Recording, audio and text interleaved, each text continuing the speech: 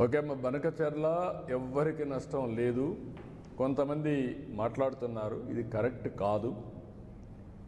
తెలంగాణలో కొన్ని ప్రాజెక్టులు నేను సమైక్య ఆంధ్రప్రదేశ్లోనే దేవాదులు నేనే పునాదులు వేశాను. ఆ రోజు లిఫ్ట్ ఇరిగేషన్ పెట్టా. శ్రీశైలం ఎస్ఎల్బిసి, ఇప్పుడు మాధవరెడ్డి కెనాల్, అది చూసిన తర్వాత ఆ రోజు నేను దేవాదుల ప్రాజెక్టు కూడా లిఫ్ట్ ఇరిగేషన్ సాధ్యమని గోదావరి పైన ఆ లిఫ్ట్ ఇరిగేషన్ పెట్టాం. అదే సమయంలో ఇక్కడికి వచ్చిన తర్వాత ఆంధ్రాలో పుష్కర, తాటిపూడి 2 లిఫ్ట్ ఇరిగేషన్లు తీసుకొచ్చాను. తర్వాత కొన్ని వీళ్ళు దేవాదుల ఇవన్నీ కూడా వచ్చాయి. రాజశేఖర్ రెడ్డి ఉన్నప్పుడే ఎల్లంపల్లి అన్నారు, అది రాలేదు, అది కూడా పెద్ద స్కామ్ అయింది. తర్వాత ఈరోజు వీళ్ళు దేవాదులు తీసుకొచ్చారు. గోదావరిలో నీళ్లున్నాయి, పైన ఉండేవాళ్ళు వాడుకుంటారు, కిందలో వాడుకోవచ్చు. 2000 టీఎంసీ నీళ్లు సగటున 100 సంవత్సరాలు సముద్రంలోకి పోయినాయి.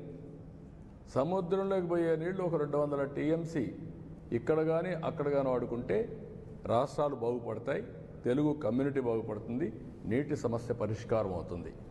ఆ విషయమే నేను పదే పదే చెప్తున్నా. ఎవ్వరికీ నష్టం లేదు. నేను తెలంగాణలో ఉండే ప్రాజెక్ట్స్ గోదావరి పైన ఎప్పుడు అపోజ్ చేయలేదు, అపోజ్ చేయను కూడా.